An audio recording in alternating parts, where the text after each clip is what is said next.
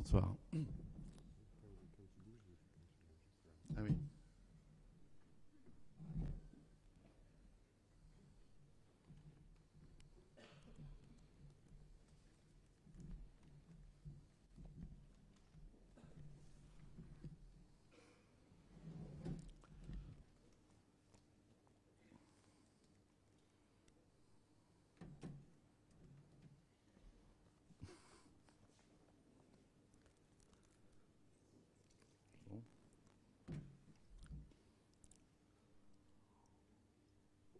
J'arrive.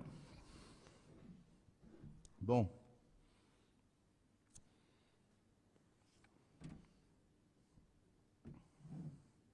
Il faudrait d'abord remercier de m'avoir invité, ce que je fais. Et en effet, du coup, j'ai intitulé ça 20 ans après, parce que je trouvais peut-être que c'était le moment de faire un peu le point, quoi. Le moment de faire le point parce que il y a 20 ans, sur les décombres de l'école des Beaux-Arts, et dans le mouvement qui en fit des décombres, on a quand même, en gros, à quelques-uns, inventé quelque chose qui était relativement simple après tout, le retour à la ville, quoi. Et ça a été fait dans une sorte d'étrange douleur qui suivit un éblouissement en 68. Mais ça avait démarré en 66, dans une bataille que des étudiants que nous étions avions menée contre nos maîtres, qui, à notre opinion, s'étaient disqualifiés pour ce qui est de bâtir et d'architecturer. Alors évidemment,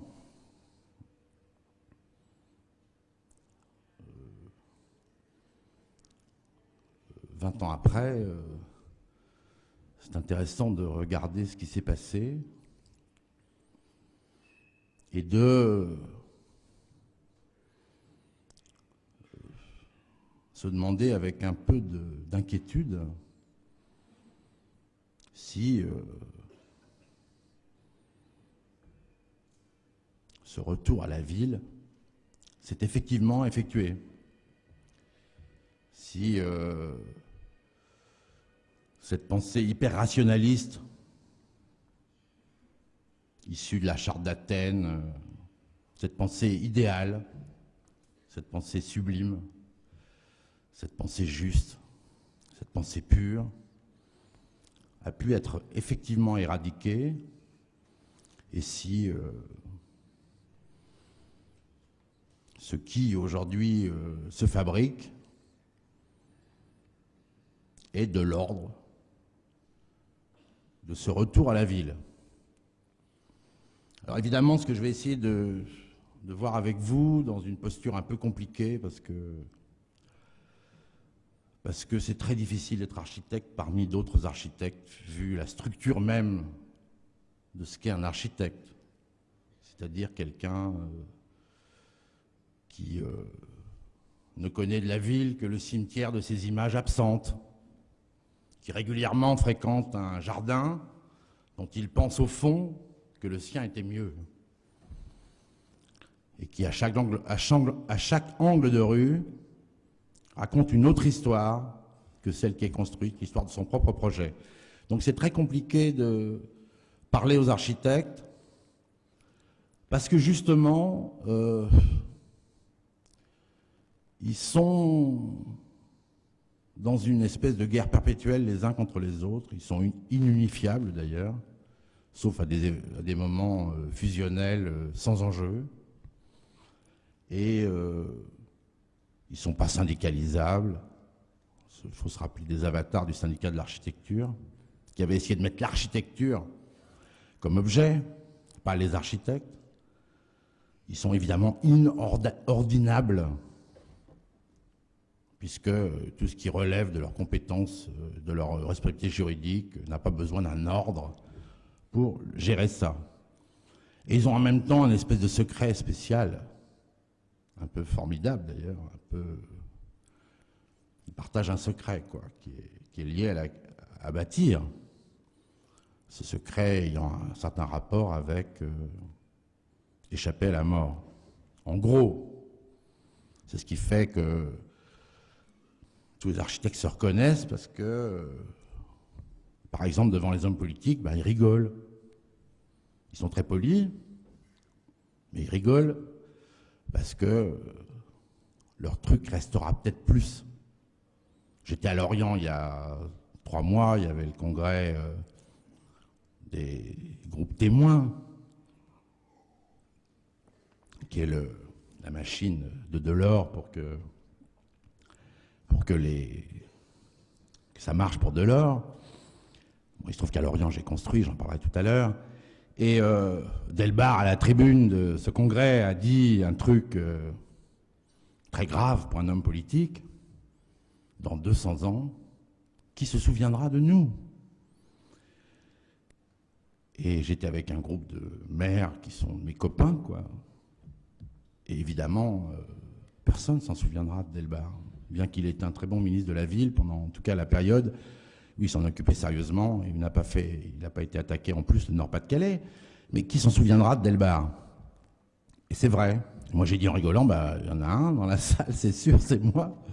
Si en effet, on a réussi à foutre en l'air le mouvement moderne et ses effets rationalistes, bah, on se rappellera probablement de quelqu'un dans la salle. Et c'est ça que les architectes partagent comme secret. Alors chez certains d'entre eux, c'est un escalier.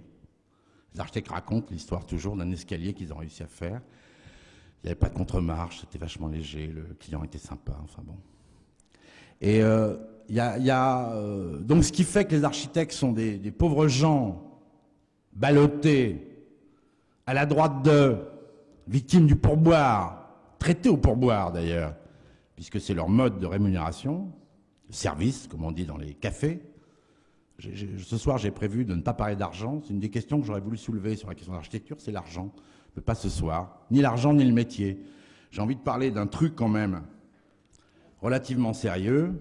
C'est du rapport que la vérité entretient avec la commande. Et en tant que,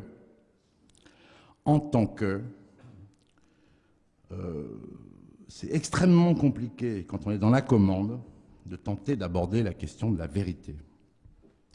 Alors, on va démarrer avec quelques poètes. J'adore Raymond Queneau. C'est un des auteurs qui probablement restera, comme on dit, quand on fait la liste avec les amis le soir, qui va rester, peut-être Raymond Queneau. Et Raymond Queneau, dans Zazie dans le métro, que vous connaissez peut-être, il y a cette formule magnifique de Zazie qui on dit, mais dis Zazie, pourquoi tu veux être institutrice? Et elle répond, pour faire chier les mômes. Et on pourrait poser la question aux architectes. Depuis Corbu, en gros, depuis l'époque, pour moi c'est simple. Il y a une époque où l'architecture s'est arrêtée comme mouvement collectif, productif, d'une banalité ordinaire, convenable. Ça se passe aux années 30. La moyenne nationale, mondiale, est convenable. Les bâtiments ont un bas, un haut. Il y a encore de la décoration, il y a encore du charme. Il y a un rapport au ciel, un rapport au devant, au derrière. Et puis, ça s'arrête. Ça s'est plié. C'est plié dans les années 30. C'est plié avec des grandes théories radicales. Et on commence, avec Zazie, à faire chier les gens, au nom de l'habitant idéal, 1,83 m, sexe masculin, bras levés, yeux éventuellement bleus, cheveux éventuellement blonds, fatalement sportifs, absent du doute métaphysique, de l'étrangeté de l'existence et de l'absurdité de la vie. Ça démarre comme ça.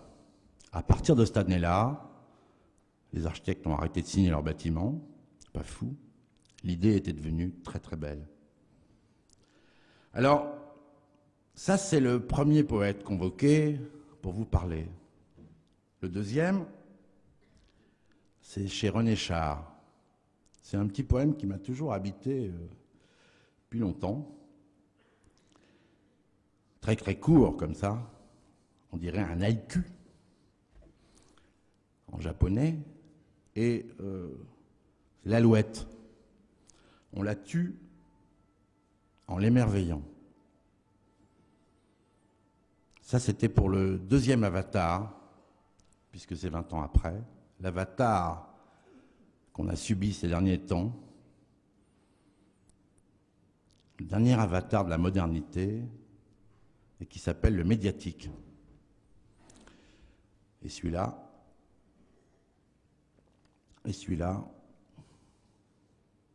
alors il est de type mortel, comme dit René Char dans ce petit poème. Le médiatique, c'est comment l'habitant chez Corbu, bon, il peut se tirer dessus, il peut arriver à faire son 1,83 m. Éventuellement, il a sa taille. Et puis, il peut faire travelot, il peut y avoir des femmes aussi. Le médiatique, lui, c'est comment réussir à rendre le sujet totalement spectateur, absent de la chose. Alors, j'ai été à Euralille dernièrement, je vous raconterai comment c'est possible et comment, en effet, ce temps à raisonner, manger par l'image a pu éventuellement produire des bâtiments. Ces bâtiments sont totalement de l'ordre de l'insupportable. On n'est plus dans l'histoire des cages d'escalier identiques pour tout le monde, on est dans un autre système, dans la sidération.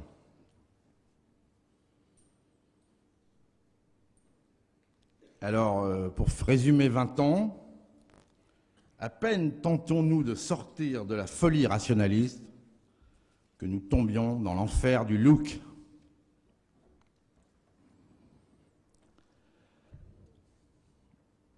Évidemment, ça demande des présupposés, tout ça. Parce que c'est,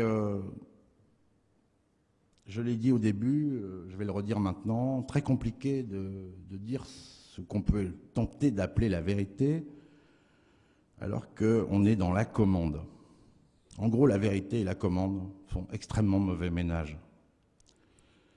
J'ai une espèce de dégoût à chaque fois que je fais un texte pour un concours, par exemple. Je sais que je mens. La seule question que je me donne comme règle, c'est est-ce que je me mens? Que je raconte des histoires n'est pas extrêmement grave, mais qu'en plus j'y crois, me paraîtrait devenir dramatique. Et c'est vrai que les éclaircies de pensée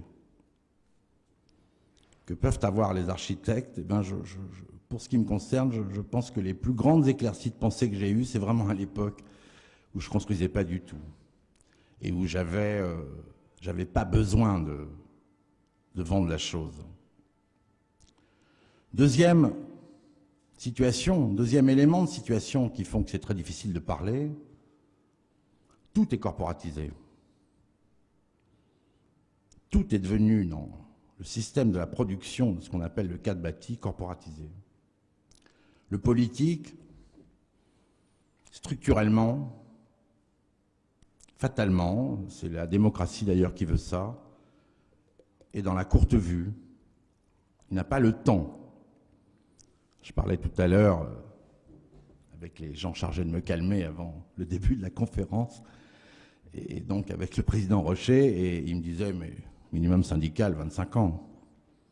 Mais la démocratie supporte mal les gens qui restent 25 ans, en tout cas, de temps en temps, et il faut bien qu'ils soient revus et corrigés éventuellement. Et donc, le politique est dans la courte vue. On en parlera tout à l'heure, c'est pas tout à fait un hasard si le plan Haussmann fonctionne toujours, ce qui fait qu'au fond, Paris va très bien. Donc ça fait déjà un emmerdement auquel je souscris, parce que je préfère encore la démocratie au despotisme. Mais c'est un emmerdement à gérer.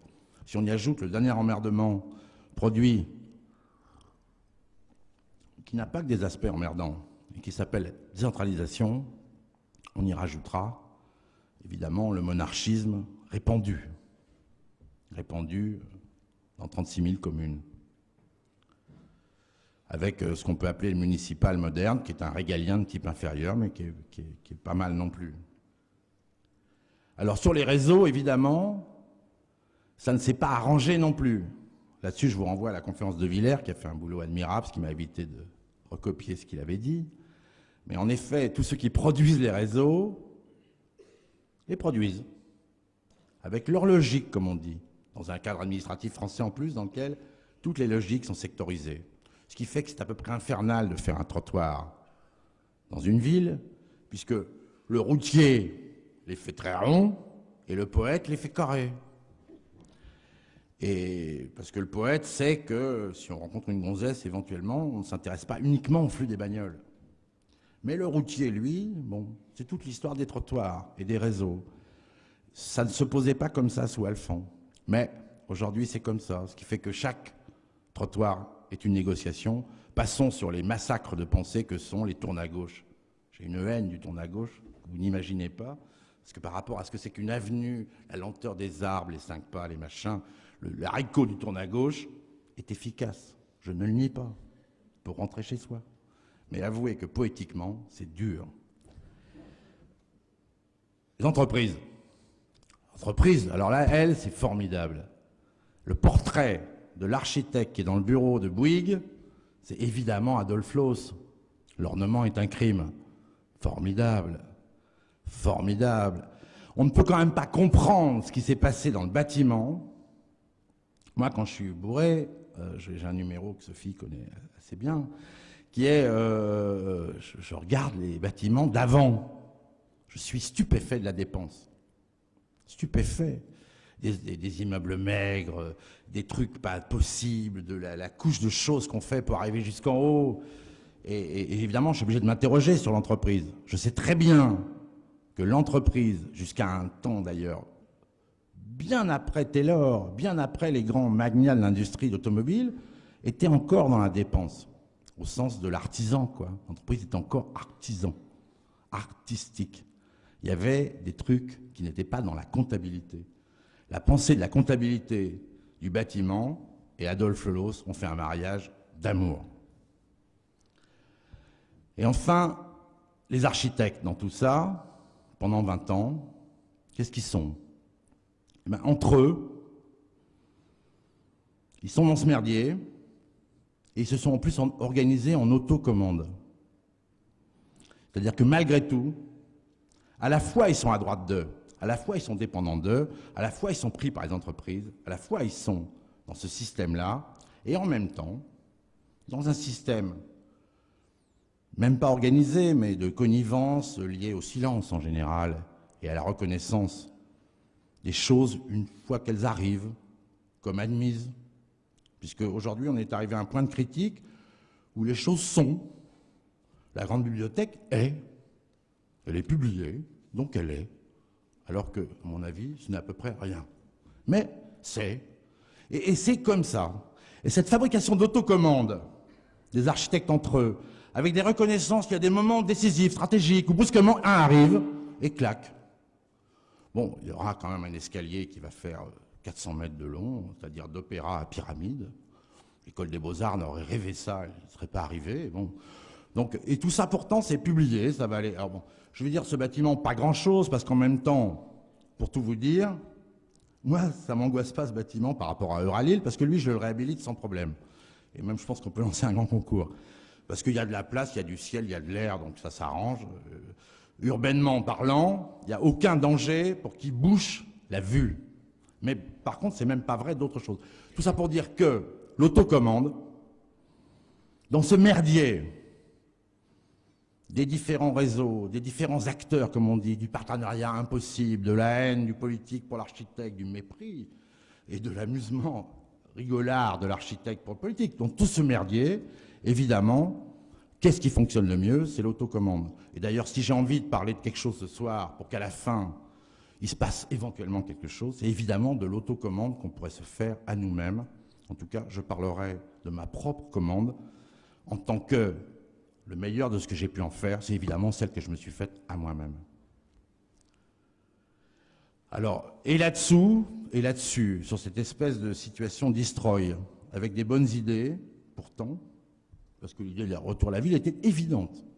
Des évidences visibles en plus, construites, promenables, baudelairiennes, marquées, inscrites dans des tas de poètes, des tas d'écrivains. Chacun savait qu'il y avait, sans la ville, il n'y avait pas de roman. Donc, une fois qu'on a dit qu'on y revient, c'était une évidence implacable. Là-dessus, arriva le médiatique, dont on supposa que c'était une sauce, un truc pour communiquer, comme on dit. Mais pas du tout. Le médiatique, c'était pas du tout une sauce pour communiquer. C'était justement ce qu'on peut appeler l'enfer du look, la fin du temps.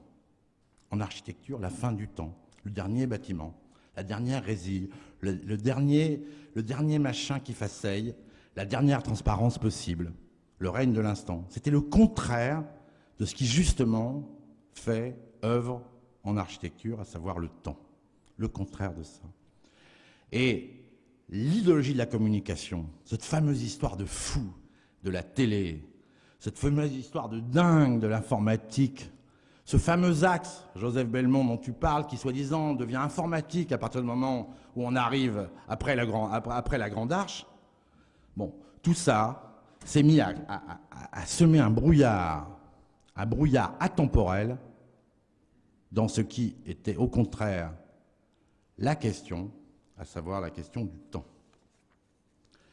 Pourtant, nous avions commencé à avancer des concepts quand même, des concepts relativement sérieux. Je me rappelle d'une conférence avec Antoine Grimbach, au HLM, on racontait l'avenir du passé. C'était pas très con. C'est régulier dans l'histoire de l'humanité d'ailleurs, quand on est perdu. On va voir ce qui s'est fait. On interrogeait cette extraordinaire histoire, à savoir, il y avait beaucoup de logements à construire. Jusqu'aux cités-jardins, on savait très bien les faire. Grimbach et Porzampar avançaient des concepts pas idiots à Marne-la-Vallée. L'archéologie inverse, un territoire tout neuf. Et bien là-dessus, on va inventer une histoire qui aurait existé avant. Alors, aujourd'hui, quand je me rappelle de tout ça, je suis obligé de constater, on n'a toujours pas mieux à dire et à montrer que la ceinture des HBM de Paris quand il s'agit du logement du grand nombre. On n'a pas mieux à montrer que les cités-jardins. On n'a pas mieux à dire l'esprit public que ce qu'a produit la Troisième République avec ses bâtiments scolaires, par exemple. On n'a pas mieux que les grands plans d'embellissement et d'extension des années 20-30. On n'a pas mieux aujourd'hui en habitat que les maisons de pêcheurs du bassin d'Arcachon, les gratte-ciels de Villeurbanne, le travail de Tony Garnier, les bâtiments de Sauvage. On n'a pas mieux. On est à nouveau dans cette histoire-là. On peut prendre la question par tous les bouts. La modernité de Sauvage est absolue. Faire rue, prendre le soleil, la lumière, pour tous, il n'y a que Sauvage. Et moi, je suis resté totalement gâteux du Karl Marx, ouf. Parce qu'il y a un endroit dans le monde où dans le guide Michelin, il y a plusieurs étoiles. Et comme on vous dit d'aller à la Pinakothèque de Vienne pour voir le Vermeer, on vous dit aussi d'aller voir le Karl Marx Hof, dont vous remarquerez d'ailleurs qu'il s'appelle Karl Marx, qui est assez agréable en ces temps, paraît-il, de destruction absolue de l'idéologie. Et à part Pouillon, Bruyère, Bossard et Renaudie, qui firent un peu du sens dans cette époque morose d'avant 74, enfin d'avant les années 70, on est quand même encore en train de raconter que ce qui est possible, c'est à partir de cette histoire-là. Alors, ça fait extrêmement étrange et horriblement nostalgique d'en être là, de camper là-dessus. Et ça fait un peu court comme raisonnement d'attribuer aux médiatiques, disons, la perte en ligne de toute la pensée urbaine qui fut à cette époque réinventée. Moi, je crois qu'il y a à nouveau une raison profonde qui oblige à rebondir à nouveau à partir de ces références-là. C'est en gros ce qui s'est passé par contre socialement dans la question urbaine. Et ce qui, il y a 20 ans, pouvait paraître architectural, mieux faire les villes, fin des objets célibataires, à bas la charte d'Athènes, enfin tout ça quoi. C'était encore de l'ordre, on n'a qu'à dire, de la dispute académique entre écoles. 20 ans après, c'est plus profondément la question de la ville comme question de civilisation qui est posée. C'est-à-dire que, à travers cette difficulté d'une fabrication renaissante de la ville, qui s'est faite très mal avec toutes sortes d'avatars, la poursuite de l'éclatement de la ville par les réseaux, le fait par exemple que tous ceux qui pouvaient partir des grands ensembles rationalistes sont partis et que seuls sont restés dedans ceux qui étaient assignés à résidence, tout ça, à cette mauvaise pensée urbaine, s'est surimprimé une immense question sociale qui est probablement la question sociale de notre temps. Et c'est de ce point de vue-là qu'on peut en gros tenter de rebondir. C'est pour ça que j'ai envie de dire ce que je vais dire ce soir autour d'une question que je vais appeler le retour du sens. Où en gros, je vais tenter de replaider ce il y a 20 ans, aujourd'hui. Parce qu'aujourd'hui, ce qui se joue dans la ville, c'est vraiment la perte du sens. Et, à mon avis, la vraie question moderne dans notre société, c'est la question du lien et du lieu. Et aujourd'hui, on s'aperçoit en gros que là où le lien social se défait, c'est aussi le lieu où c'est mal fait. Et c'est à partir de cette exigence qu'on n'a qu'à dire au fond plus profonde, plus sérieuse, que de simples débats d'architectes sur les cités-jardins ou les grands ensembles, les dalles ou pas les dalles, les 4 établissements humains ou pas les 4 établissements humains. C'est à partir du fait que le territoire, aujourd'hui, est un lieu du drame social qui se joue que, à mon avis, nous pouvons repenser dans ce rapport entre le lien et le lieu.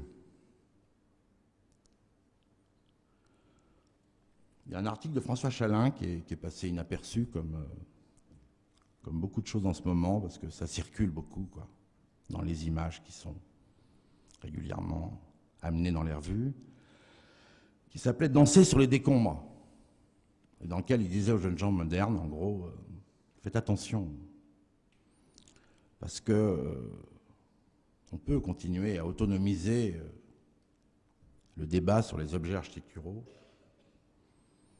Faites attention, parce que la société ne va pas très bien. Et c'est peut-être pas forcément là où vous agissez qu'il faut agir, et c'est peut-être pas forcément là qu'il faut faire les efforts que vous faites. Le mouvement moderne, lui, il avait autorisé les politiques à dormir. Il y avait des slogans géniaux, quoi. De l'air, du soleil, de la lumière pour tous, je vote.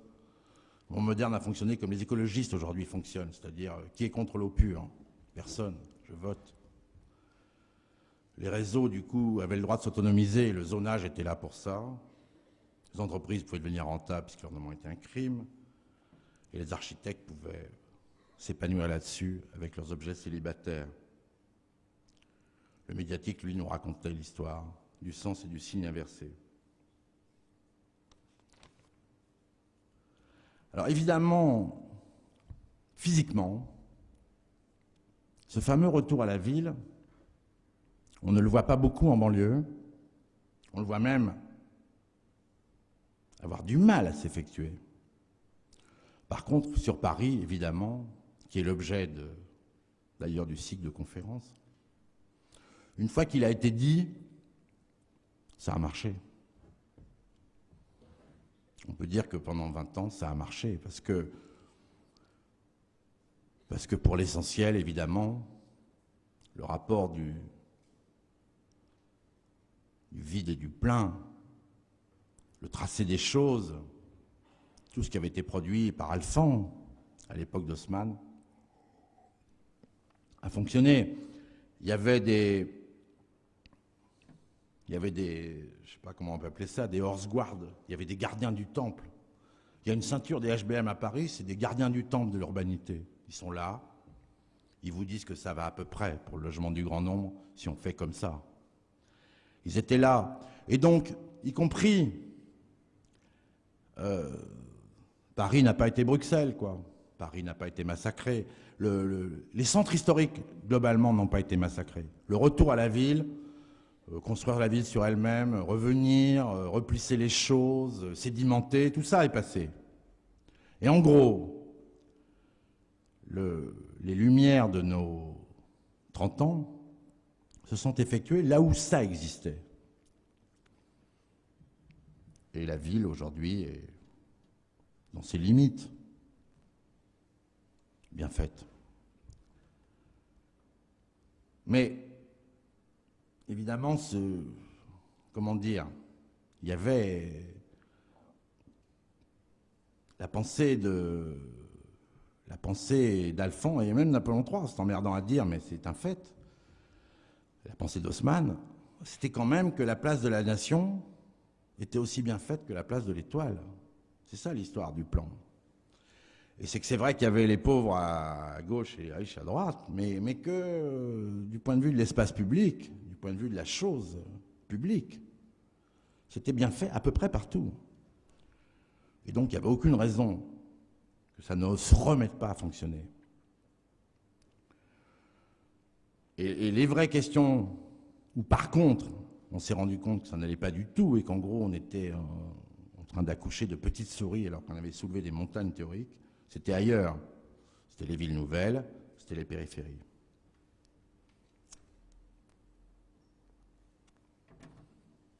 Évidemment, dans cette espèce d'impensé du discours sur la ville, qui a fait que, en gros, les centres historiques ont été sauvés, le moindre caillou a été sauvé. Même d'une façon parfois d'un fétichisme absurde d'ailleurs. Moi je rêve toujours d'architectes hyper modernes dans les centres historiques, conditions qui respectent le tracé, et d'architectes des monuments historiques dans les villes nouvelles, pour faire des grandes avenues, des choses un peu ordonnées comme ça. Mais c'est pas comme ça que ça se passe dans ce pays, où c'est un drame d'arriver à faire parfois un bâtiment un peu exagéré, ou non congruent dans un tissu historique. Mais les centres historiques, eux, ça a marché. C'est ça qui s'est passé au fond dans notre travail sur le retour à la ville. En gros, on a sauvé les meubles, si je puis dire. Alors dans ce sauvetage de meubles,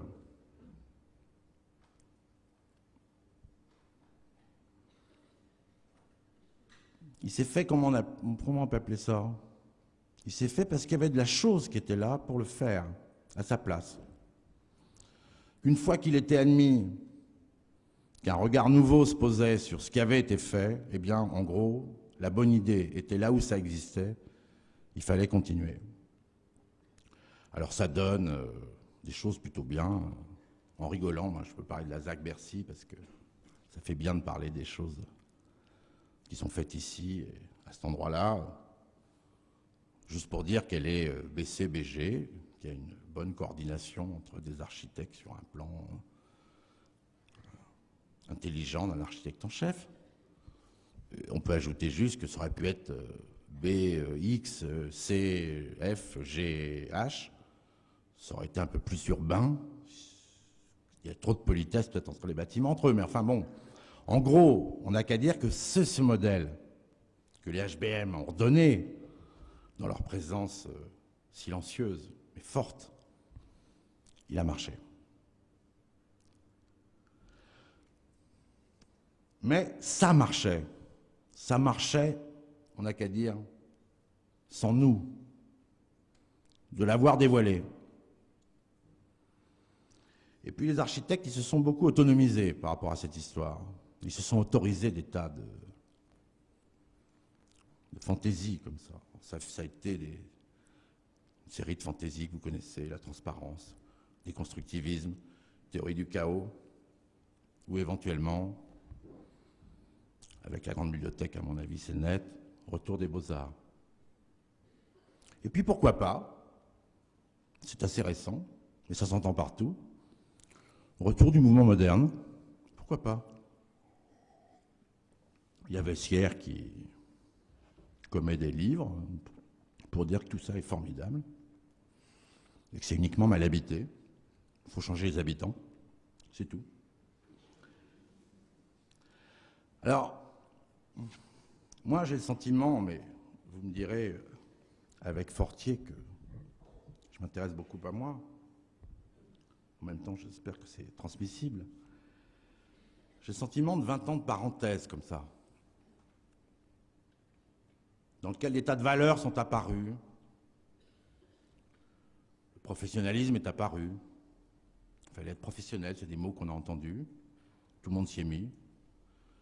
Je me suis associé avec Sophie, j'ai même pris des gens, je m'y suis mis aussi, pour tout vous dire. Tout le monde s'y est mis, quoi. C'est devenu une valeur. Il y en a qui ne sont toujours pas mis, mais ils sont peut-être les meilleurs d'entre nous, mais ça, c'est les déchets, comme on dit. Mais ça, c'est la société moderne. Il y a eu même le cynisme qui est revenu, quoi. On a recaréné les organigrammes. Ça suffisait peut-être. Hein, fallait que ça fonctionne. C'est un vieux truc que les clients aiment beaucoup. On met un peu de capot autour, quoi. Il y a eu les trucs traditionnels, mais qui sont la bassesse, la courtisanerie, enfin c'est des choses normales, structurelles, j'allais dire, des architectes. Il y a Coulas qui a fait une invention théorique de ce point de vue-là. Il a inventé le courtichian, c'est-à-dire le Nietzschéen qui arrive à vraiment avoir à la, comment appeler ça, à la terreur, sans maître d'ouvrage, à la terreur intellectuelle. Il y a eu du mafieux soft, enfin toutes les choses qui font que les sociétés fonctionnent, du clanique, et beaucoup de silence, et beaucoup d'images. Les images étant d'ailleurs, dans l'empire du médiatique, la fonction de faire taire. Anecdote pour vous expliquer comment on fait avec la télé. Comme j'avais envie d'écouter le président de la République de façon sérieuse sur l'histoire de Vichy, j'ai écouté à France Info. Comme ça, j'avais pas l'image, il ne pouvait pas m'émouvoir. C'est comme ça qu'on fait avec la télé. À la télé, on n'entend rien. Les images, c'est ça. Dans la vie moderne télévisuelle, les images en fonction de vous boucler la gueule. C'est le sentiment étrange que j'ai eu il y a 2 jours à Euralil. Et même les intellectuels, dans cette histoire de 20 ans, puisqu'en gros, j'avais obtenu l'aveu de mon ami Jean-Paul Dolé. Pourquoi les intellectuels sont devenus ce qu'ils sont? Pourquoi cette folie autour des courbes d'audience des livres? Pourquoi il n'y a plus Sartre? Pourquoi il n'y a plus Lacan? Pourquoi? Et il m'a dit un truc pas faux. Il m'a dit parce qu'ils n'ont plus peur. Il n'y a plus de prolétariat. Ils n'ont plus peur, quoi. Ce qui fait que même dans les intellectuels dont on avait réveillé le silence, puisqu'une de nos grandes batailles, ça a été le fameux silence d'intellectuels. Pourquoi la ville a été gâchée? Parce que les intellectuels étaient silencieux. Eh bien, nos intellectuels, ils étaient pas très présents, quoi, dans ce fameux débat. Ils étaient commentateurs d'images. Quant aux stars, puisque c'est arrivé à ce stade, on a vu un truc formidable qui s'appelle un pacte non-agression. C'est-à-dire qu'ils ne font pas du tout la même chose, mais ils n'ont aucune opinion sur ce que fait l'autre. Et ils ne sont pas fâchés. Jamais. Alors bon, le résultat est simple. Tout le monde sait construire. C'est une très bonne nouvelle. Même moi, tout va bien. Même ceux qui s'emmerdaient le plus. Même ceux qui adorent les idées. Mais ça va pas, quoi. Ça va pas parce que l'espace moderne, en gros, est devenu le lieu de l'exclusion, qu'il se passe des choses dans ces espaces qui sont de l'ordre d'une intifada qui rôde. Il se passe des choses de l'ordre de la perte de république, il se passe des choses du côté de la perte de sociabilité, il se passe des choses du côté de la perte de citoyenneté, et que la question de voir ou de fabriquer que ça puisse changer se pose. Ça suppose évidemment de repenser à des tas de choses. Alors, je vais essayer de faire plus vite peut-être, parce que c'est peut-être trop philosophique. Ça suppose des politiques de destin.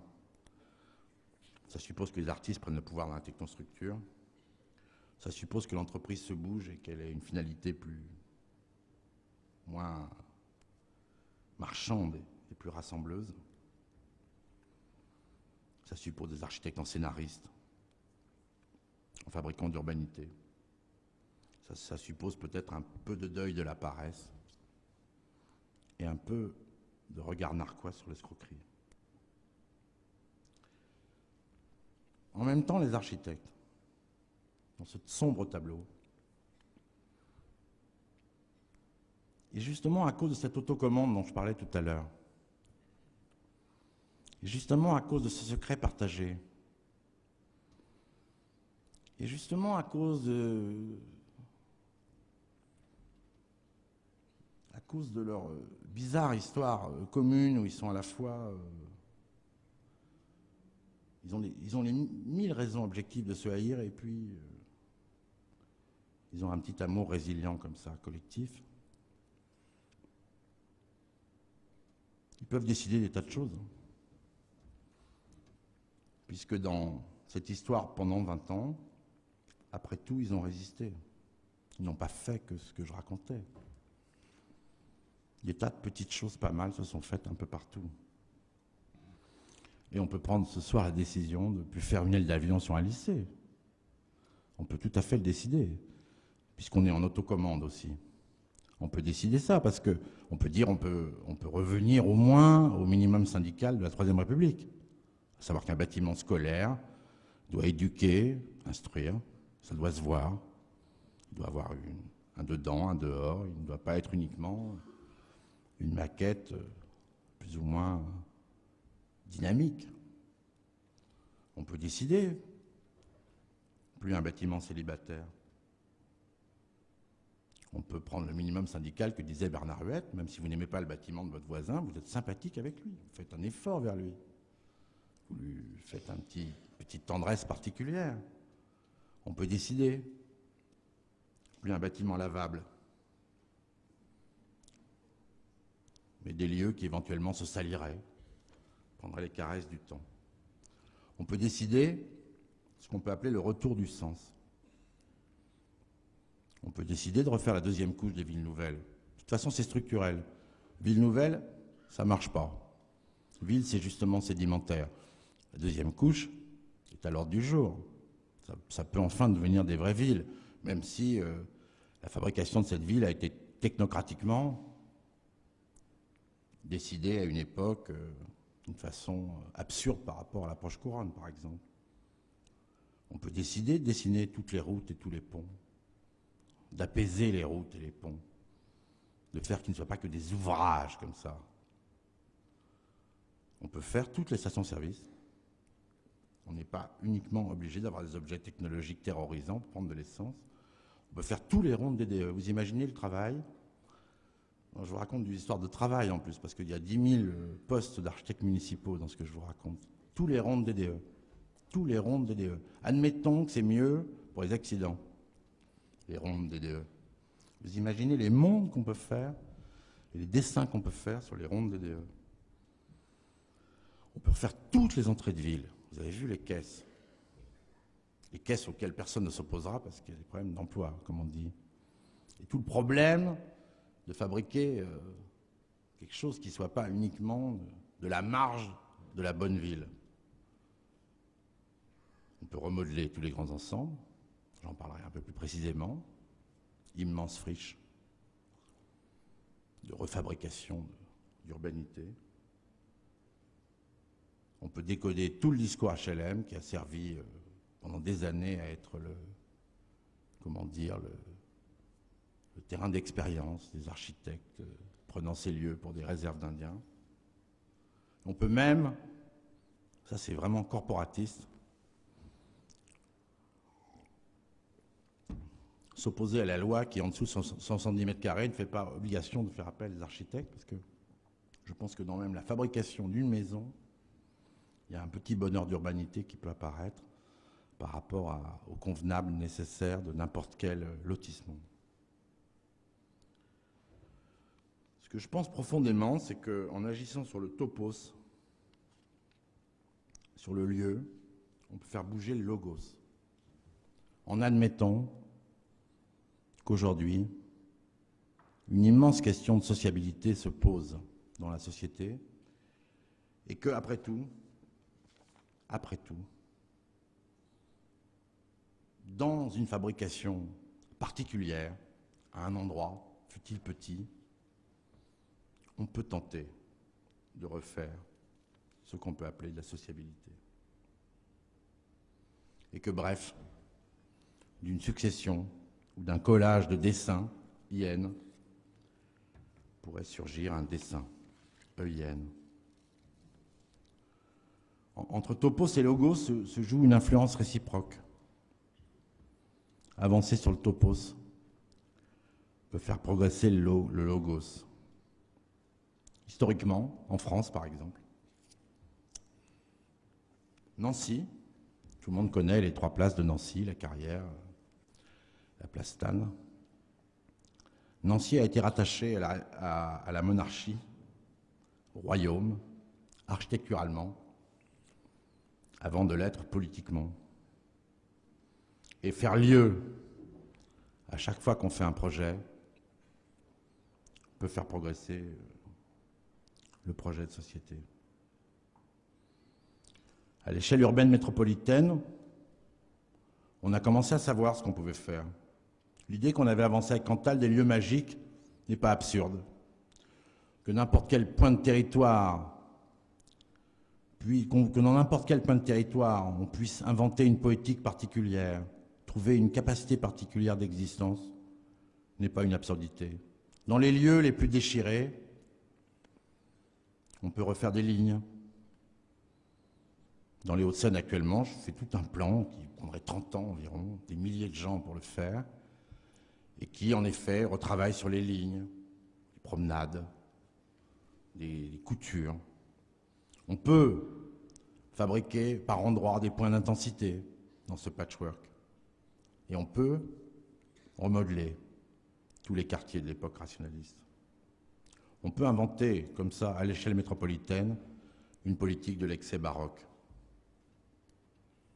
Clarifier les coutures de la mosaïque et faire la guerre au zonage. À l'échelle du quartier, on peut très bien développer une pensée du bâtiment public, avec le sens du bâtiment public. Ça va paraître con, mais il se trouve que j'ai fait à Vienne un commissariat de police. Il est symétrique. C'est un bâtiment du service public. Il raconte l'histoire du service public. En plus, il est républicain, démocratique. On n'a pas trop peur quand on y rentre. Mais je veux dire, c'est pas qu'un objet, quoi. C'est pas qu'un caillou. Il a un sens. Et je pense que dans la quête du sens, plutôt que du signe, bien que ces choses soient mêlées, on doit pouvoir avancer. Quant à la ville, et pour reprendre sur les questions de la modernité, je pense qu'il faut se dire d'une façon simple, qui peut faire hurler, qui ne fait pas progressiste des masses, que la ville, c'est toujours archaïque.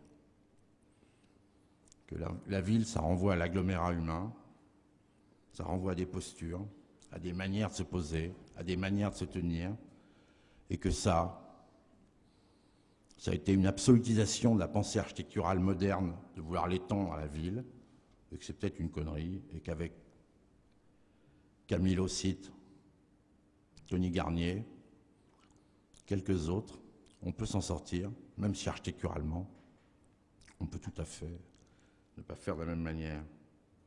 Et quant à l'objet, puisqu'on en arrive à l'objet architectural, on peut en effet se remettre en tête le règlement normal des compromis et des contradictions dans n'importe quel bâtiment. L'usage est le visible, par exemple. On n'est pas obligé de rayer toutes les fenêtres pour qu'elles fassent des belles façades, parce qu'il y a quand même des gens qui regardent derrière. Donc on n'est pas obligé de... Enfin, on doit faire ça, quoi, ce rapport entre l'usage et le visible. On ne doit pas uniquement s'appuyer sur le look du bâtiment, par exemple. Évidence à rappeler. On doit pouvoir gérer la singularité et l'urbanité. Si je vais à Lille et si je prends tous les bâtiments que j'ai vus, qui m'ont fait en tas comme ça, horreur, alignés sur une avenue normale où je marche, ils ne me dérangent pas du tout, au contraire, ils m'excitent de bâtiment en bâtiment. Comme à Rome, je suis excité de bâtiment en bâtiment. Et enfin, on peut gérer à peu près les rapports du public et du privé.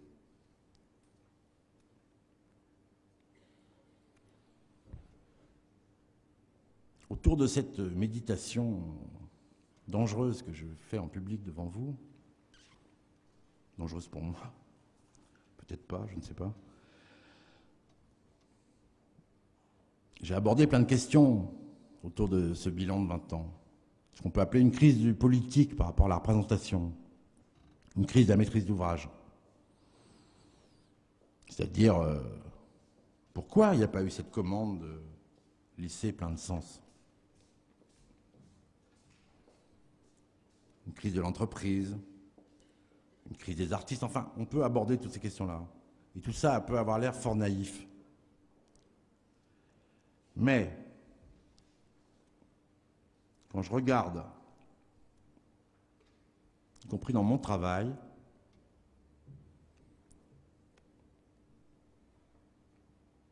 après tout, la commande la plus importante qui m'ait jamais été faite, c'est celle que je me suis faite à moi-même. Je veux dire que là où j'ai le sentiment d'avoir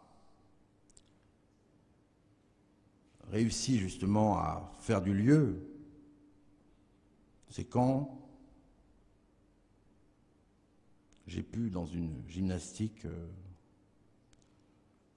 me commander la chose. Et je pense que cette autocommande n'est pas une absurdité une sorte de vide général dans lequel nous sommes. Et si on reprenait le Grand Paris, par exemple, les fameux 40 km sur 40 km, dans lequel, en gros, il y a une société en jachère, une république à inventer. On a le monde entier, maintenant, dans le Grand Paris. Le monde entier. Toutes les cultures du monde, toutes les nationalités, colonisés, colonisateurs, pauvres, pas pauvres, nord, sud, tout le monde est là. On a un problème de refondation républicaine dans le Grand Paris.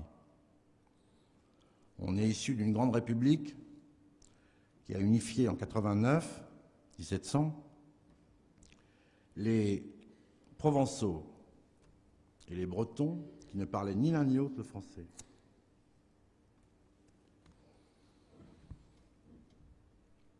On est dans une métropole monde, moderne.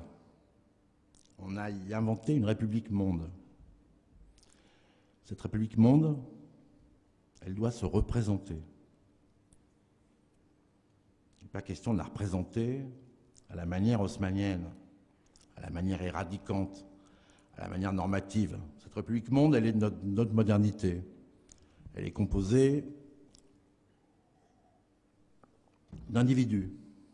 Le grand deuil que font tous les marxistes, dont je suis, c'est évidemment le deuil du sociologique, le deuil des grandes classes rédemptrices.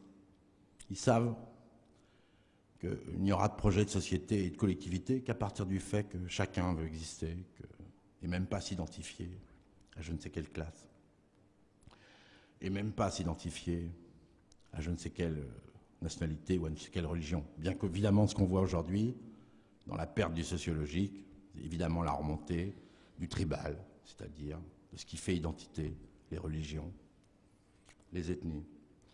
Dans un territoire comme le nôtre du Grand Paris, je ne vois pas pourquoi on ne pourrait pas faire un atelier de tous les gens qui fabriquent des bouts de choses, où justement, autour du rapport du sens et du signe, où ça se collerait, où ça se montrerait, où ça se discuterait, et où, éventuellement, dans un égotisme absolu, parce que personne ne sortira de cet égotisme absolu qui est notre modernité, alors elle, radicale, éventuellement, ça se reconnaîtrait. Et j'en viens à cette question de l'autocommande, parce que, après tout,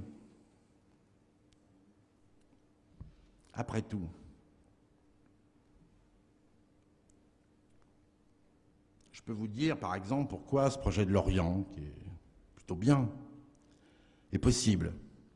Je vous donne la liste, il faut 5 acteurs minimum, sinon ça ne marche pas. Il faut que l'État soit bien, donc il y a un préfet qui est bien, qui est pour. Il faut un maire qui veuille, qui n'a pas peur. Bon. Il faut des animateurs sociaux géniaux, qui connaissent les gens un par un. Il faut un office d'HLM incroyable. Il faut un type génial qui arrive à inventer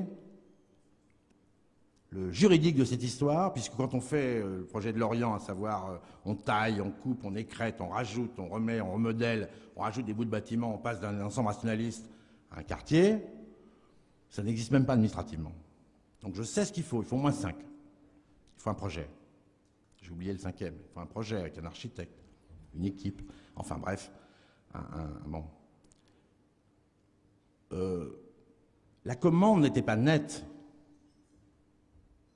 Mais le projet a fabriqué la structure et les acteurs se sont agglutinés autour et la chose finalement devient mieux que le bâtiment.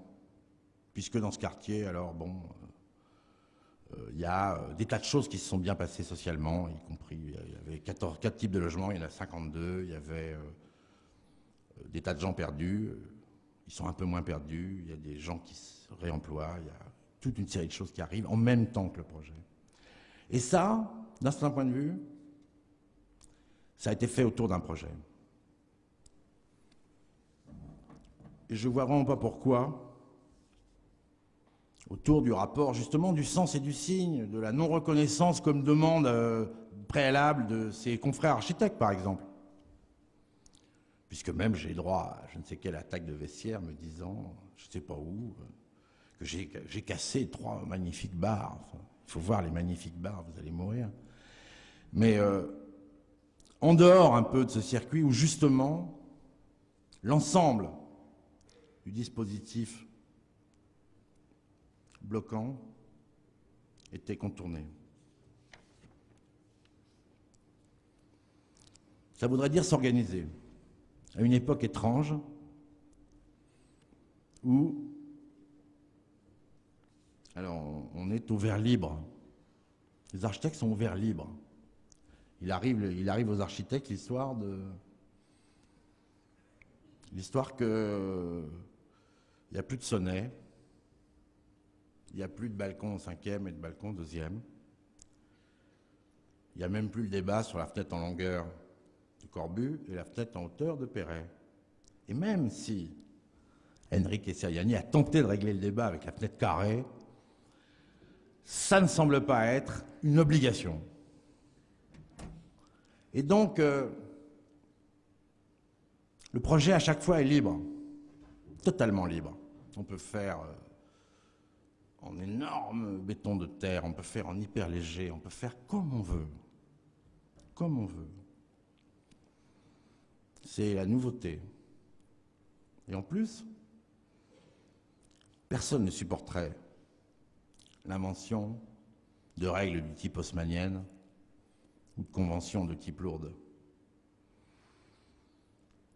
Et donc on est dans l'invention de quelque chose d'autre, qui serait autour de la beauté du patchwork, du collage, de l'exercice de style à la Raymond Queneau, de l'identité de la différence, de la chose et de son variable, ou de l'inventaire de Prévert. On serait dans une poétique urbaine qui devrait à la fois fabriquer des parts communes sérieuses et des individualités nombreuses, exponentiellement nombreuses. Et à cette époque-là, où on a un vrai problème de grande histoire, l'histoire de la République monde n'est pas une blague, c'est une vraie question. La fabrication d'un territoire pour cette République monde est une vraie question. La décision de ne pas laisser des pans entiers de la périphérie à l'abandon et à l'exclusion est une vraie question, ce n'est pas une blague. C'est d'ailleurs pas un problème d'exclus, c'est un problème d'inclus. Puisque justement, le drame de l'exclusion, c'est que ce n'est pas prolétariat, ça n'a pas de projet. Ça veut juste participer au festin. Ça demande où je me mets, où est le plan de table, comment est fait le plan de table. Et donc, la question que chaque architecte peut se poser dans le projet, c'est comment il peut mettre la grande histoire dans sa petite.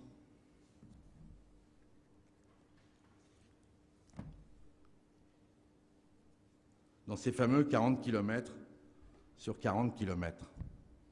Est-ce que ça peut se collectiviser? Est-ce que ce travail peut devenir... Est-ce que ces travaux peuvent devenir un travail en ayant signé, persisté et dit qu'évidemment, à chaque fois, il est totalement singulier et que c'est même sa qualité. C'est ce que j'appelle en gros le baroque moderne. En gros, peut-on arriver à être le plus architectural possible, si on peut dire ça, le plus artiste architecte possible. Moi, ma plus grande crise architecturale, c'est un projet à Saint-Jean-de-Bray, où j'avais pensé qu'en gros, si on est urbain, si on a les bonnes conventions urbaines, si on respecte l'usage, on peut être totalement pictural. On a le droit. Personne ne vous l'interdira. C'est fini, il n'y a plus marqué la vérité de la structure, il n'y a plus de diktat. On est tranquille, si on peut dire. On est artistiquement tranquille. Il faut que ce soit commode, construit et beau. Point. Mais ça peut être totalement pictural. Et j'avais fait un collage entre Carpaccio, Buren, Fernand Léger. 3 bâtiments bien posés. Bon, ce projet n'a pas gagné, passons.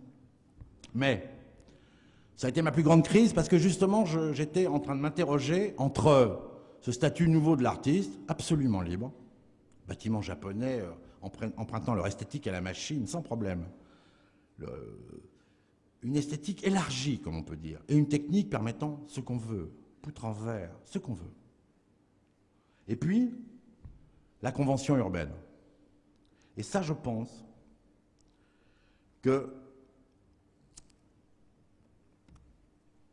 il est possible d'inventer le collectif de ce nouvel égotisme artistiquement formidablement fécondable et fécond. Et ça m'a fait comme ça une typologie de choses dont j'avais envie de vous parler. Et autour d'un concept. Que des bâtiments ou des lieux, pour moi, font à la fois sens et projet artistique de notre époque, de cette liberté absolue. Les deux, quoi, à la fois, sens et signe. Et j'ai cherché, en préparant cette conférence, qu'est-ce qui, au fond, pour moi, est d'essence jubilatoire, quand je vois un lieu, jubilatoire, me fait plus d'effet que c'est joli, c'est pas mal, c'est inscrit, c'est bien, c'est propre, ou c'est vraiment dégueulasse, je sais pas quoi. Quelque chose de plus important qui est de l'ordre de la jubilation. Alors j'ai fait une liste à l'après-vert des jubilations que j'ai eues. La plus dangereuse pour moi, ça a été, puisque je fais le bilan sur 20 ans, ça a été la Noiseraie de Siriani, parce que j'ai vraiment eu une jubilation formidable, je dois le dire. Et à tel point que j'ai cru que le Corbu était bien, à l'issue de quoi d'ailleurs, j'ai découvert que Siriani était beaucoup mieux, et que c'était au fond un très grand baroque, installé sur des certitudes contestables, du point de vue théorique. Mais que, justement, la Noiseraie m'a beaucoup emmerdé, moi, parce que j'ai trouvé ça absolument extraordinaire. Et donc, je me rappelle, j'ai fait même cours pendant 1 an ou 2 sur le thème « Le mouvement moderne est incontournable ». J'ai emmené mes étudiants avec moi dans mes dérives. J'étais très emmerdé. Je leur faisais détruire l'île Saint-Louis pour voir si on pouvait faire quelque chose de mieux, par exemple. Donc, il m'a fait beaucoup d'effets. Mais c'était vraiment du jubilatoire, au sens où, dans ce lieu, par exemple, je sentais un immense talent et un immense projet humain, quoi, de reconnaissance humaine, des gens qui, le mélange des deux, quoi. Alors j'ai la même histoire avec, je vais vous faire la liste, ça fait un peu con ces fameuses listes, parce que, mais en même temps ça fait image. J'ai la même histoire avec la poignée de porte de Catherine Furet à la Courneuve. J'ai toujours défendu l'idée que dans les HLM, il fallait du luxe, que la reconnaissance tournait autour du luxe. Et dans l'économie d'un bâtiment PLA, que tout le monde connaît ici, dont on connaît les prix plafonds, et je sais pas quoi, et donc il se retrouve avec de l'enduit. Bon, bref, passons. Les poignées de porte de la petite rue de Catherine Furet sont en laiton. Ben, je trouve que ça, c'est jubilatoire. Parce que il n'y a pas beaucoup de laiton. Moi, en ce moment, je fais le coup du marbre bleu, très très cher, mais sur 10 cm de côté pour les angles d'un bâtiment HLM, Vesoul. C'est un peu la même histoire. Autour de la poignée de porte en laiton des bâtiments de Catherine Furet dans la rue de la Courneuve, il y a le même sentiment, quoi. C'est au-delà de l'archi, c'est sens et signe, quoi. Les deux, quoi. Des beaux bâtiments et puis le respect là où il faut, quoi. Antoine Riboud, qui est un ami à moi, qui est un malin de première, a acheté une maison un jour, et c'est une anecdote pour architecte, mais elle est amusante. Phénoménologie d'un rusé par rapport à une maison. Il achète une maison, c'est moche, et il est plutôt précis dans ses investissements. C'est pour ça que c'est un très grand patron, gentil, enfin éventuellement. Et il a juste acheté des poignées de porte, des jolies en céramique ronde. Je crois que celle que Nouvel avait dû mettre dans un lycée. C'était pas une connerie, ça. Les jolies rondes qu'on tient bien dans la main, quoi, en céramique blanche. Parce qu'il savait que c'était la question centrale d'un bâtiment, quoi, la poignée de porte. Et c'est vrai que Furet, elle était ribouildienne sans le savoir. En tout cas, on sent qu'il y a un rapport entre éthique et esthétique. C'est ça que ça raconte. Les hautes formes ont eu cet effet-là, de type jubilatoire. C'est possible. C'est très dur pour moi de dire ça, vu que c'est un concours qu'il a gagné contre moi en plus. Donc c'est vraiment, ça fait partie de la perversité de l'administration. C'est-à-dire les mecs gagnent le PAN et en plus on ne trouve rien de plus drôle. 3 ans plus tard, de les faire concourir entre lauréats du PAN, histoire qu'il y en ait 2 tombés sur un seul qui sorte. Enfin bon, c'était le meilleur projet, aucun doute là-dessus. Ça fait partie des trucs qui sont liés à l'autocommande. Je pose ma maquette, je trouve pas mal. Porzampar et Benamo arrivent, ils posent leur maquette, je fais le jury. C'était clair, c'était fait. Au revoir. En plus, j'ai montré la gueule, c'est des trucs qu'il ne faut pas faire. Devant le jury, justement, que c'était mieux l'autre. C'est une connerie. C'est une erreur tactique de première catégorie. Mais là, c'est jubilatoire parce que c'est vrai que la question des 1000 fenêtres, la question du lieu, bon, bah, elle est là, quoi. Et quand il y a besoin de montrer à quelqu'un à Paris un équivalent Karl Marxoff éventuel, ben on va là, quoi, quand même, parce que c'est ça qui marche. Dernièrement, dans le jubilatoire, Gaudin nous a fait une merveilleuse surprise entre Charletti et la rue qu'il a fabriquée. Parce que là aussi, ça fait lieu, quoi. Ça fait exister un bout de territoire dans la pire des configurations, à savoir le pâté du stade, quoi. Le truc immangeable, pas comestible. Et la fabrique de la ligne, du bateau autocollé, plissé, enfin comme il sait faire, quoi, comme il raconte avec son fils, ça fait. Mais j'en ai d'autres, quoi. Moi, j'ai des landes. La Baleine à Châtenay-Malabry, en briques. J'ai voulu montrer à Mitterrand qu'on pouvait faire du logement social qui était bien. J'ai amené voir un truc pas connu, qui n'est pas publié, qui n'est pas dans les revues, mais qui est bien parce que c'est logement de briques à l'anglaise, quoi. Très bon. Et puis il y a Porot. Il y a le collège de Porot à Saint-Denis, qui est une merveille absolue d'existence, de lyrisme poétique, ou quand même, si éventuellement l'architecture a un rapport avec le sujet, peut-être qu'il se passe quelque chose d'un peu plus que dans un lycée ordinaire, et puis etc., etc. Et je suis vachement content que mon copain Grabac fabrique en ce moment, à Saint-Quentin, enfin, une université Troisième République. Mais raïtienne. C'est-à-dire pas idiote, quoi. Pas uniquement copieuse. Mais qui va piquer chez les modernes, des grands parapluies, des grands trucs beaux, amples, mais qui va reprendre dans son écriture l'université, comme doit être une université, c'est-à-dire pas n'importe quel endroit. Et puis, dans cette pérégrination, évidemment qu'il y a, en gros, tout le travail de l'IBA à Berlin et tout le travail de l'espace public de Barcelone. Et même, et pourquoi pas, l'extraordinaire manière de Jean Nouvel et d'Architecture Studio de s'être posé au bord de la Seine, avec un bâtiment d'hommage à la lumière. Et puis, y compris dans les grands projets, la Grande Arche, parce que fabriquant brusquement un territoire et pas uniquement un objet solitaire. Et puis le premier Borel du boulevard de Belleville qui, mon souvenir est très net quand je l'ai vu la première fois, fait épaisseur, Et après, Borel verra s'il fait qu'œuvre ou que lieu, ou peut-être lieu et œuvre. C'est le débat des talents. Mais à chaque fois que je m'interroge sur un projet, je me dis que ça fait lieu, quand je suis vraiment content. Et comme par exemple quand Édith Girard avait commencé à Stein à refaire une cité, ça faisait lieu. Et comme celui qui est alors un impensable aujourd'hui, Lucien Kroll, avait réussi à faire lieu avec la fasciste et la mémé. Et comme, pardonnez-moi, Sauvage, parce que justement, à la fois il fait lieu et il fait ville, quoi. Alors, je me suis même mis dedans à Lorient et à Oulin, mais je ne vous en parle pas plus.